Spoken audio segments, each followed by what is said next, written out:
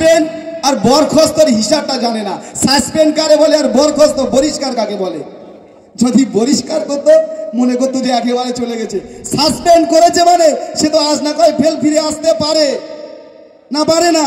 Suspend মানে পরে ফের ফিরে আসতে পারে। ওই জন্য আমি আগে বলেছি এটা ডিভোর্সি মহিলার দল। আর স্বামী যদি চায় পরে সেই বউকে তালাক দেওয়া সত্ত্বেও আবার গ্রহণ করতে পারে, তাই তো? তাহলে এদের মিষ্টি বিলি করছে এরা, তারা বউ চলে গেছে সেই অপলাই সেই খুশিতে মিষ্টি বিলি করছে। মানুষ মিষ্টির দোকানদারা না খেতে চাইলেও জ্বালা বলে কাল না দোকানটা বন্ধ করে দেয়, এখানে আইএসএফ এর লোক, তাই তো? তারা বাড়ি গিয়ে হয়তো গলায় হাত দিয়ে বমি করছে, কিন্তু এদের ভয়তে মিষ্টিটা তাদেরকে খেতে হচ্ছে। এটাই ভাঙড়ের পরিস্থিতি।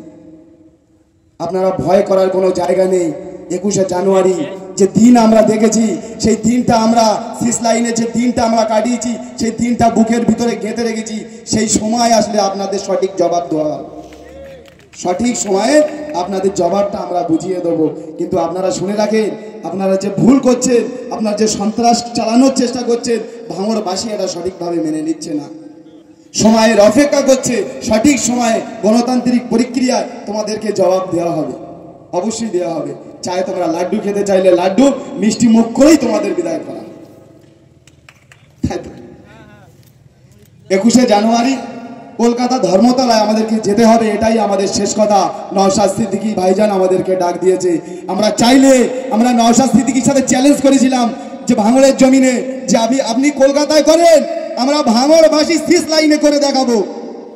কিন্তু সেটাও আমরা নিজেরা চিন্তা ভাবনা করলাম না, আমাদের ভাইজান যেটা দেখেছে আমাদের সেটা পুরো করতে হবে। কেন আজ আমরা ভাঙড়বাসী বলে যে গর্বটা করি, আমরা চাই টোটাল পশ্চিমবাংলায় প্রত্যেকটা বিধানসভার মানুষ তারাও গর্ব করুক যে নওশাদ সিদ্দিকীর মতো একটা বিধায়ক বিধানসভায় পাঠিয়েছিল বলে তিনি যেরকম অভয়া বিশ্বাসের হয়ে কথা বলে, অভয়া বোনের হয়েও কথা বলে, আয়েশা বেগমের হয়েও সেরকম কথা বলে।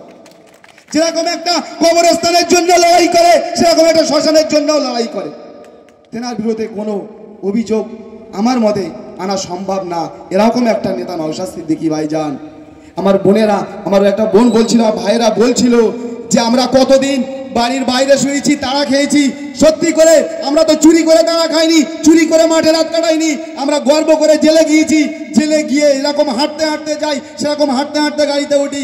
আর ওরা জেলে ধরা পড়ার আগে গার্লফ্রেন্ডের বুকের উপরে শুয়ে থাকে, আর পুলিশের হাতে ধরা পড়লেই হুইল চেয়ারে বসে পড়ে। ধরা পড়ার আগে গার্লফ্রেন্ডের বুকে, আর ধরা পড়লে হুইল চেয়ারে। যখন আবার দেখুন যখন জেল থেকে ছাড়া পেয়ে গেছে, আবার সেই টাইগারের কি টাইগার তো আমার বেরেনে আসে না। আবার এরা মুসলমান এমন একটা গন্ডমুকুল। একটা সেদিন ভিডিও দেখছিলাম, বীরভূমের কোন জায়গায় চাদর চড়াচ্ছে, মমতা ব্যানার্জি জিন্দাবাদ, মমতা ব্যানার্জি জিন্দাবাদ। ভিডিও দেখেছি, কালকেই মনে দেখেছি। উনি চাদর চড়াচ্ছে, আমাদের হুজুর বক্তব্য, হুজুর স্লোগান তো মাজারের ভিতরে তো কেউ আমার হিন্দু ভাই স্লোগান দিতে পারবে না, পারবে কি? এই জিন্দাবাদ ওই জিন্দাবাদ বলতে বলতে বলে মমতা ব্যানার্জি জিন্দাবাদ। তাহলে এদের অবস্থা কি? আমি তো এইটাই চিন্তা করছি যে এদের 2500 টাকায় যদি 25,000 টাকা মাইনে হতো, এরা কি না করে দেখাতো। এরা সব পারে। এরা যতদিন না সোজা হবে না, এই মুসলমান তথা পিছড়ে বর্গের মানুষকে সোজা করা সম্ভব হবে না।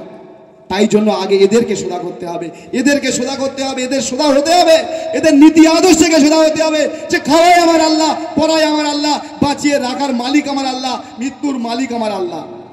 তোমরা যে আমাদেরকে ভয় দেখাও, টিএমসির নেতারা, আমরা ভয় পাই না।